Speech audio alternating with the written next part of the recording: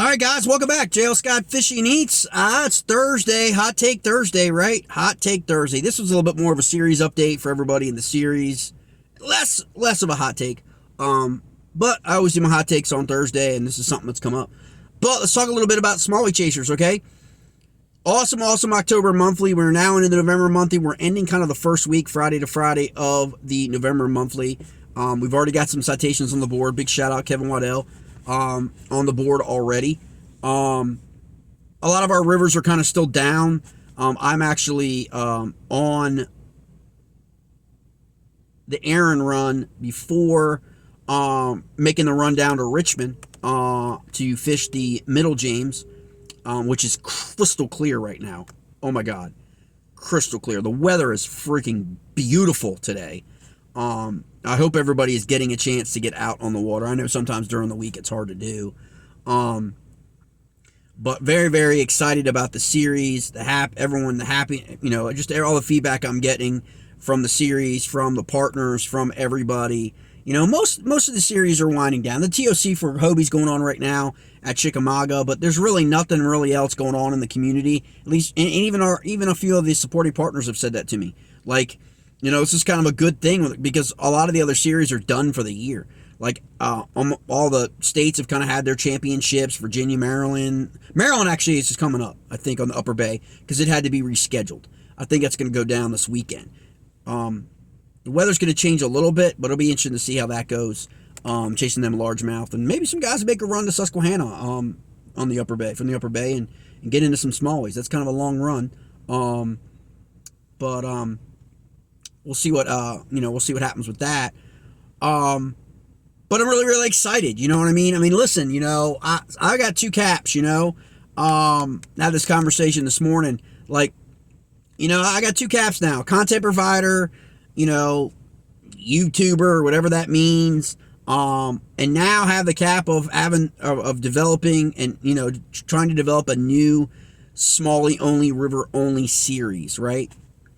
And so I kind of have to wear two caps, all right? And so I've realized now that maybe over the last year and a half, not having the experience now that I've had for the last month or so, 6 to 8, really 3 months building this out, and then now having these monthlies, being a tournament director, I'm not even a tournament. I just manage the catches, okay? It's all about relationships. It's all about people. It's not anything more than that. And so, looking back, I probably might have done some things or said some things differently had I had this kind of like experience that I'm experiencing now, being mentored by some pretty good guys, in this that have tournament director experience, judging experience. Dwayne at Tourney X has been phenomenal throughout this. Chad Hoover's been phenomenal in terms of, communication and having questions and, being a KBF ambassador partner, series for next year. The localities have been very receptive. All of these things, it's all about relationships, right? It's all about, and I think that's really predominantly people that ask me, it's like, like, Jay, like, why'd you decide to, like, start a smallie series? One, it's what I love to fish for. It's who I am. Ever since I was a kid, that's my species, like, of choice. And I love trout fishing, and I love going up and getting steelheads and salmon and all that in New York. But at the core of it, I'm a smallie chaser, man. I'm a river rat, always have been. I'm not a lake guy. I'm not a freestanding reservoir guy. And I just think a lot of the tournament trails have moved in that direction. No, I don't fault them for it. A lot of largemouth guys love fishing on lakes. It's as opposed to rivers. And that's really why in our region, trying to fill that void of just having a smallmouth only trail, focusing on our smallmouth, educating people on conservation as it pertains to our smallmouth. All of that stuff is very, very important. And to highlight our river systems, I just think that river bassin is kind of, it's kind of taking it, man. It's kind of taking it in the chin, like, for the last couple of years. Like, 1 or 2 events here, whatever, out of 8 or 9. The championships aren't on rivers. A lot of times they're on lakes, for whatever reason. I'm sure there's a number of reasons. Just a lot of guys out there that don't like that. A lot of guys just want to chase smallies and not have to compete against largemouth guys. That just live for smallmouth fishing, live for shallow, skinny water, tethering kayaks, wade fishing, all of those things. And so that's all what it really stemmed to. And plus, he just wanted a place where, it was just not wrought with controversy and like bickering and like constant like whining. And, it's like, people selling their grandmother's freaking like, pumpkin pie recipe, like whatever. Like it's like unbelievable stuff that it's just been building and building for about a year or so. And I think that stems from the top. I really do. Just like running a business, I think it stems from the management. Making things clear, making things transparent, making people know where they stand. Understand there's accountability on both sides. The angler and the trail series or event or club, whether you're the club manager or the judge or the thing. These are the things that are getting lost in all of this. And they're just people who twist competitive angling. They make it about themselves and like breaking themselves against their peers and other people. And I understand that that's competitive angling, but the mindset is really twisted. And so we just wanted to create a series for people that enjoy fishing, love to fish for smallmouth, love to be out on the river and out on the water. And that's really the basis of our series. It's not, like some people have kind of portrayed it to be like, trying to like poach anglers or look, anglers are going to decide to fish whatever events they want to fish. The difference is we're going to help support and pay anglers, cover anglers' costs to go fish other series, okay, through our relationships. That's the difference. There's nothing, you can fish whatever event series that you want to fish. Anybody can. That's up to the angler, You just have to market it better and present it better and be transparent and open with your rules and with your tiebreakers, for example, which recently just happened, okay? That people just don't understand, And again, when you have things in your series where you're not like allowed to question, or if you question a tournament director or a judge, and when you have things like that, what do you think people do? People go underground. People contact other people. People like me. People like, that want to say, hey, look, and that's where I've tried to be on the other hat on YouTube, on social media, as kind of being a champion of the little guy, a champion of the people that have been wronged. Now, I think my record's pretty good. I've gotten it wrong sometimes. Sure have. But I think my record is pretty good. The trails and the people that that I basically said that weren't going to last and weren't going to be around, they're not around and they didn't last. Other trails, I probably now have a little bit more awareness that maybe I misjudged what happened because I was on the outside, not the inside, just doing commentary. And I got to own that. Because now I got the other cap to think about. Like, okay, these are the things that happen. So recently, okay, what had happened is I got a bunch of messages about an angler that fishes our series that was fishing another event.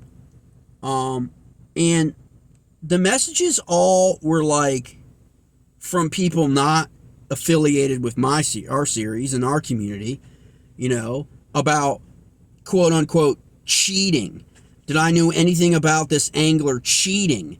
And I see that the angler is also like submitting fish in your series. Did you hear about the fact he was found to be a cheater? And this whole notion of cheating is pretty bad. Like, people make mistakes all the time, especially in kayak fishing, okay? And when you're dealing with technology, all right, and, again, things happen, okay?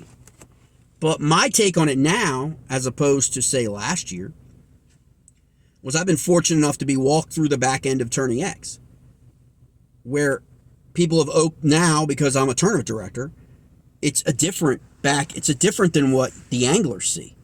I have the ability to look at things, the ability to, like, examine fish at a more detail, okay, than the angler has, right? And I can see things a lot clearer because of the zoom function, the enlarge function, pan in, pan out, zoom over something, looking at a mouth, looking at a tail, looking to see if a bass is fundamentally a double submission, for example, which happened in a local series. And those happen, okay? It's how you deal with them that defines who you are, okay? And again, I've always been an advocate for, I've had to take care of this in my series, and the anglers can share their comments of how I handled it, and I'm open to transparency as I communicate with them and give them an ability to understand what happened and to make their correction. It's a monthly. It's not a single day event. Obviously, the pressure's on. It's a little bit different, for you to address issues. There's a time constraint on that, right? Like, people are expecting to get their checks or their trophies or whatever. So you got to do your due diligence. You got to be extra thorough. And there's no reason why in the back end of Attorney X that anything like a double submission should happen. There's just not. Like, and I can understand if that happened, like, say, in a Hobie and a Bass event, okay? Like, but those guys are on point. Those guys are dialed in. They got multiple judges. But they also have 150, 200 anglers and 1,000 fish coming in. When you have like 30 or less fish, like 35 or 30 fish over the course of like 6 to 8 hours, and you have a dozen whatever anglers, and you allow a double submission to taint your event, because that's what it's done, okay? That forces you to have to handle a situation that never should have come up and arisen. Because if you're in the back end on Tourney X, you could see that if someone submits a 10-inch and a 10.25 within like 4 minutes of each other, and you're not actually checking yourself the validity of the fish, that's on the series. That would be on me if I approved those fish. Okay? Like, it's taking the next step. Everything else is just if you're going through and just approve, that's just lazy. And I can understand it. I'll be honest with you. Okay, I've only been doing it. I am certainly no freaking expert. I am certainly no, freaking 3-star, 5-star tournament director, whatever. I'm none of that. I am in my infancy of understanding all the intricate details that these guys do with these tournament stuff. And I got the utmost respect for all of them. Now, even more now, okay? But I've been mentored enough that there's no reason why that should happen. Yeah, it's on the TD, the judges, and remember, I've always said this stuff, like, anglers are anglers. Anglers should police themselves out on the water to the best of their ability when things come up, but tournament directors need to police their judges. Anglers can't have any interaction with a judge or a tournament director, right? Because if you do, you're going to get blackballed, you're going to get whatever, okay, DQ'd, whatever. You can't do that. You can't call a judge a clown, can't whatever, you're going to get blackballed. But a tournament director can actually hold judges accountable. Judges are paid, okay? They're paid for the most part, okay? And so, again, tournament directors are relying on these judges to do their jobs effectively, okay? So in an event with 30, 35 fish or whatever like that, a double submission shouldn't happen. So that angler should be notified immediately, okay? Yeah, I get the arguments. I get the arguments. It's always the people who want to see harm done to someone else that claim it's the angler's responsibility. Well, sure it is to submit the fish, right? To submit it, okay? And it would have been caught in any other event that the angler had fished in, because let's be honest, the bite was a shitty bite in that event. Everybody knows it. I only think like a few people had limits. Like maybe only one had a limit out of the whole championship. These are the best of the series. And I think only one had a limit, okay? So Tourney X can't catch and call that 10.0 and 10.25 that's a double submission because the angler had bad service and he submitted it twice, acted like because he didn't know one or the other, and then like he continues to fish. Sure, the angler has to take accountability and responsibility. Okay, I get that. But does it solely rest with the angler? Really? Like, because again, had that angler caught 2 more fish or 3, I think the angler caught 4 fish. So he didn't call anything. Okay? So he legitimately thought he submitted 4 of his 4 fish. Okay? But instead he submitted 3 fish, and one of those fish he submitted twice. And if you look at the picture, I wouldn't have caught that. I'm going to be honest. If I was the angler in that, I wouldn't have caught that because the fish looked completely different on the board. The tail was up, in one of the pictures and then flat down in one of the other pictures. Like, I wouldn't have caught that. Like, and I'll be honest, when I'm on the water, I take numerous pictures for social media and stuff. Boom, boom, click, click, click. You can do that on your phone, multiple pictures, right? And put it in your gallery. And so when you got all your fish in your gallery, I've done that where I've uploaded on freaking Facebook the wrong photos from Tourney X for my own event series. Okay? Because I'm a clown, right? We all make mistakes.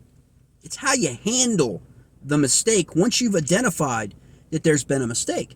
In my part that I want to talk about for our series as a teachable moment is, you do have a right. Like if a series tells you that they're following KBF rules, you need to double check and make sure what KBF rules they're following. Have they amended those rules?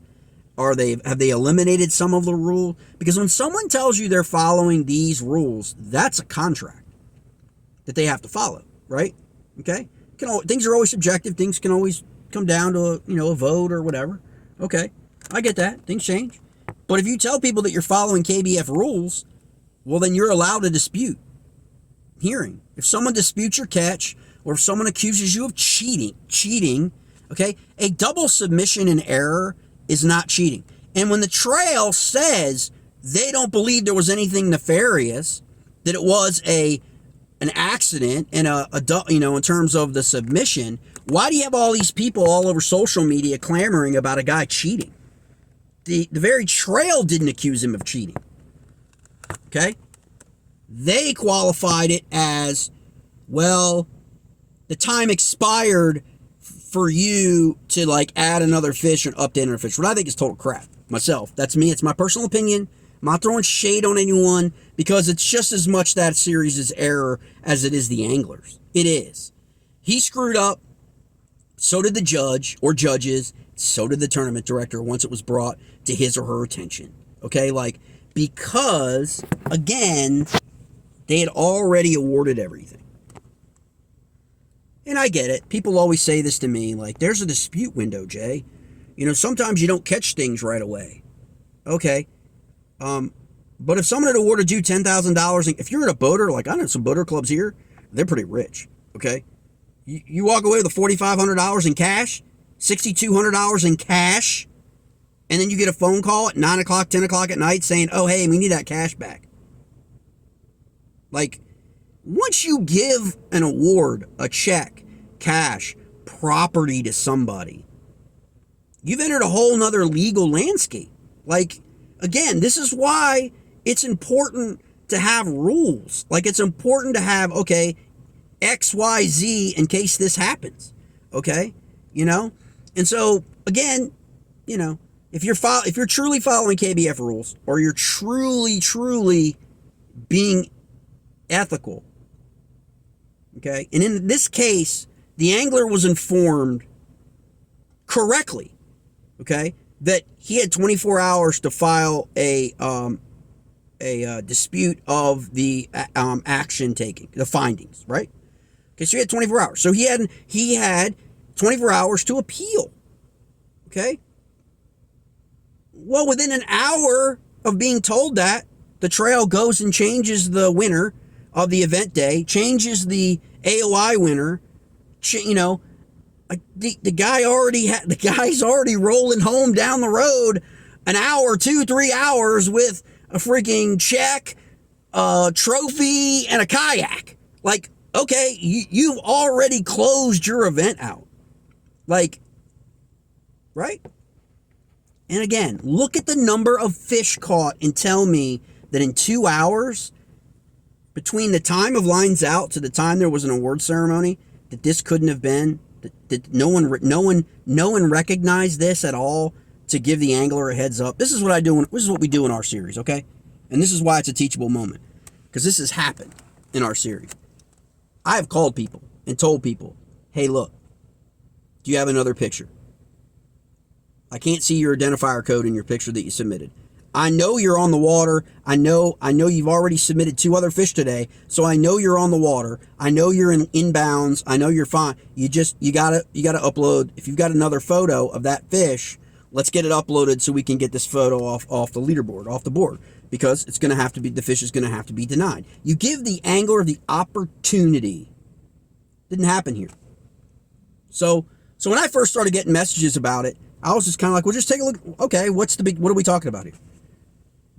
How many fish did the guy catch? First of all, was my first question. I was like, I got guys in our series that catch, and it's a monthly, mind you, not a single day event, but I know guys in single day events that catch 40 fish, 40 smallmouth, 30 smallmouth. So that's all in your Tourney X back end if you're a TD called if he or she has 5 fish. You got to go back in there and look at those. They're not popping up on the screen that everybody sees, right? Because Tourney X automatically calls them. So, you go in your back end, and the back end would tell you how many fish he has, right? How many fish he submitted. What time did he submit the fish, right? All of these things. And you could just be like, hey, look, do you have another fish? Now, that's how it happens inside the event, right? Like, that's how it should happen. It's how it happens in my series. Sorry. And again, monthlies are different than single days. But if you catch something like that during the day, the tail of the fish is out of the picture. I had that happen in the monthly, okay? Do you have another picture? The angler had another picture. Boom. Load it up. Everything good to go. You give the angler the opportunity to make it right, especially when part of it is on the error of the series. So the angler had 4 legitimate fish, okay? Pictures. Verified. Okay?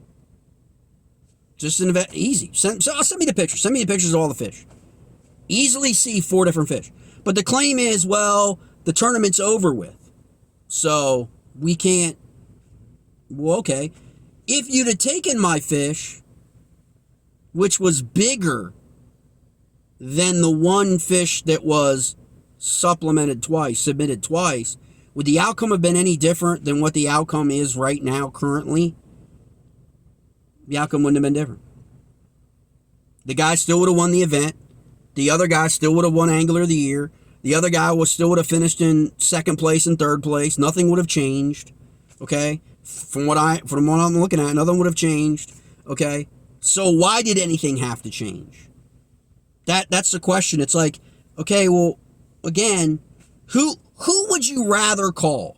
Would you rather call the angler who finished in 2nd and tell him what happened and how you're allowing that angler to actually swap the fish out? Nothing's going to change, but just from the technicality speaking, that angler is still going to be in 2nd place or would you rather have to call an angler, take back prizes, awards, and credibility, and allow people to call the guy a cheater? Okay? Would you rather? I just don't get that when it's a 50-50 split. It's a angler to tournament director and series relationship. Both of them screwed up.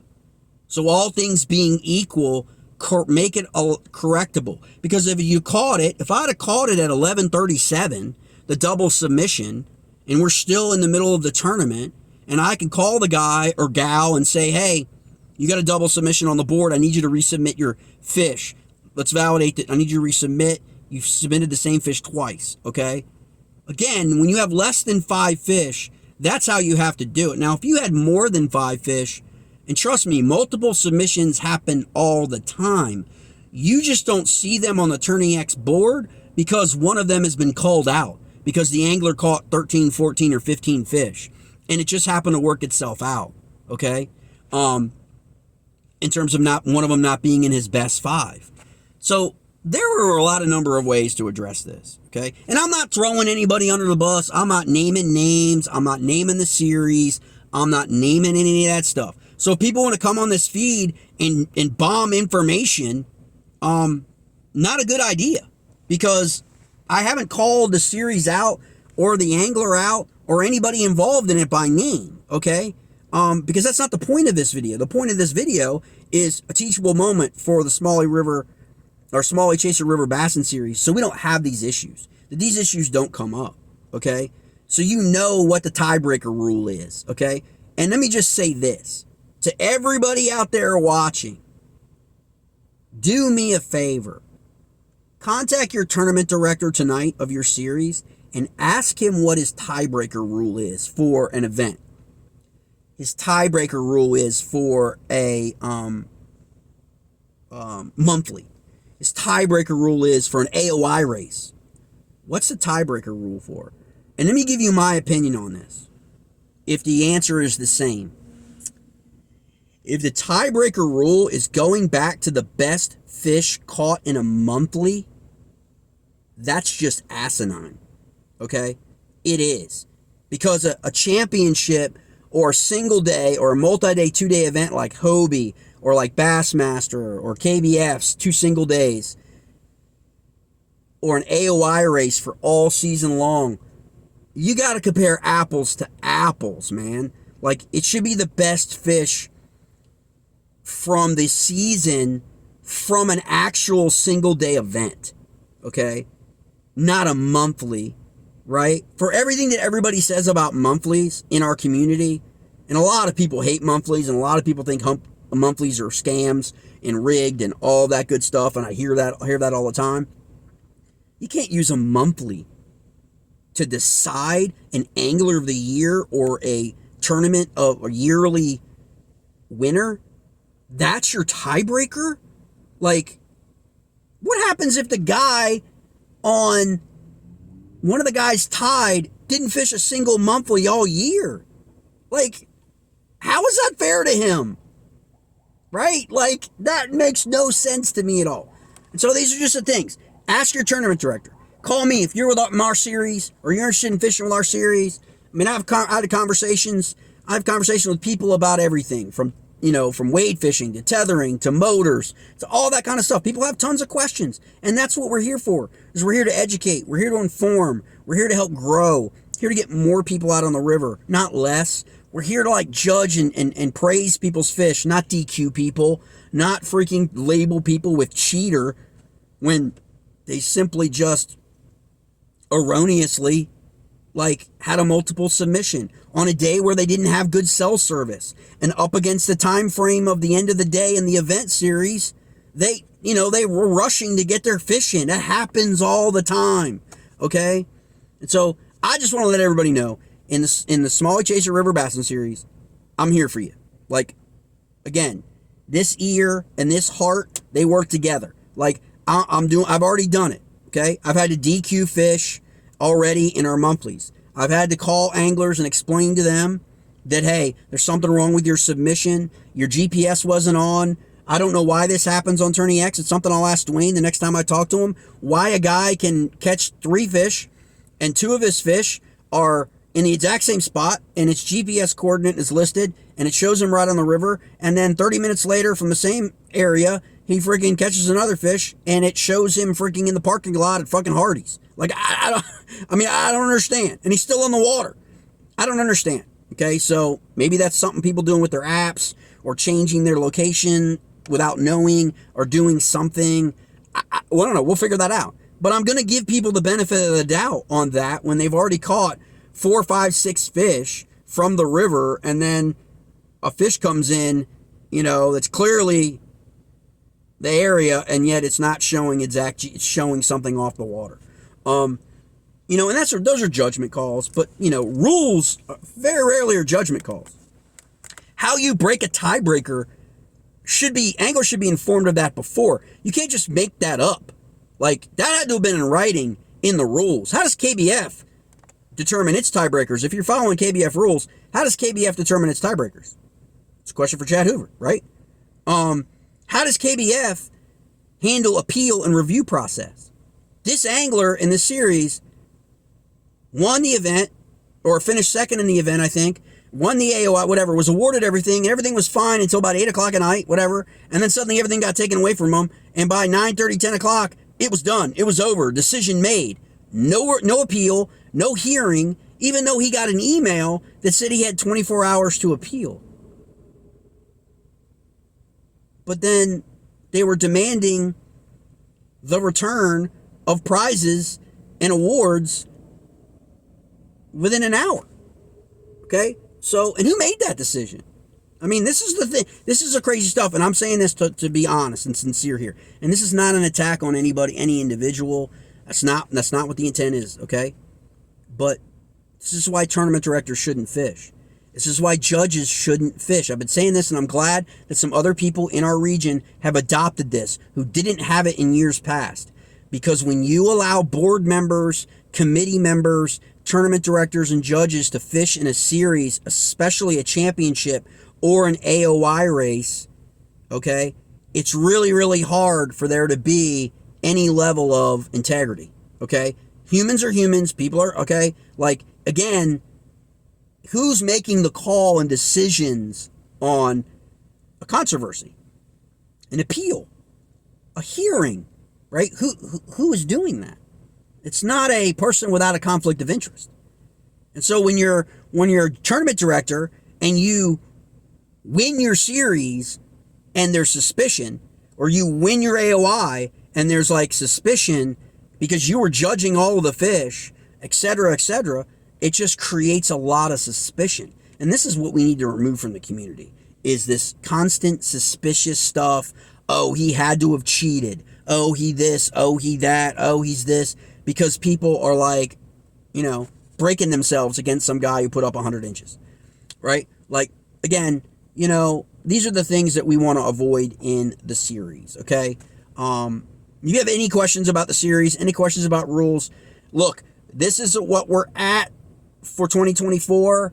Again, 4 events on the New River, 2 events on the Upper James, 1 event on the Shenandoah, 1 event on the Upper Potomac and the Monocacy, 1 event on the Rapidan, Rappahannock, and 1 event on the Stanton, or Staunton, depending on where you're from, Roanoke and Dan River, and 2 events on the Susky. Those 2 events on the Susky are going to be companion events, so anglers can go ahead and register for other events on the water that day. That's July and in August. So back-to-back Susky events, okay? It provides people the opportunity. They can go and fish, other series as well as ours in those particular events on the Susquehanna within our region. But that's the gambit, okay? And so we want to have all these things talked about. We have a roundtable discussion coming up. Okay, and so we're going to encourage everybody to participate in that so we can get feedback from everybody on things that they didn't like in these other series or other trails, things that they have concerns about. That is what we want. We want to have an interaction, an engagement, and a conversation about what's going to make this community and this series enjoyable and awesome for everybody. If they're going to be people that just are never happy, are constantly just in a funk, are miserable people, we don't want them in our series. I'm sorry. That's just it. You want to celebrate everybody. That's why our series is set up the way it is right now, with the divisional winners. And everyone got a chance to win random drawings if you submit a fish. Everybody's got a chance at the Dink Fish Award. Everybody's got a chance at the Big Fish Award. Everybody's got a chance at the person who catches the most fish. Everybody's got a chance at a bass, Alabama Bass Bounty. There's multiple ways. You don't have to win an event outright in order to win a prize pack valued at $35, $40, $50. You don't. And these prize packs are rolling in. Okay, we've got more and more coming on the way. Okay, and we're going to have even more stockpiled for next year. Hopefully, we're going to have bags for everybody at each event, carry away bags, so they get something just simply for coming out and entering the event. All this stuff. So we look forward to engaging with everybody. I hope everybody has a great fall weekend coming up. The weather looks great. I'm solely excited. Hopefully we'll get some good shots coming up. We're going to visit Triple Crossing Brewery in Richmond, Virginia, Midlothian, Virginia, to be specific, over in Chesterfield. Just opened their brand new space this year. And so that's what we're hoping to look for as a host hub for our Middle James event coming up in 2024. I'm really, really stoked. I'm really, really happy to have the contacts and the people that we've met in places like Radford, Front Royal, Harper's Ferry, places like that. I'm pretty stoked. We still got to get to Fredericksburg and meet with those folks for the Rapidan Rappahannock event, but I'm really, really excited. I hope everybody's going to come on board, come on this journey with us, chase some smallies, have some fun, make some new friends, and just come about, and create a really, really great community that really just wants to just enjoy fishing again. All right, mates.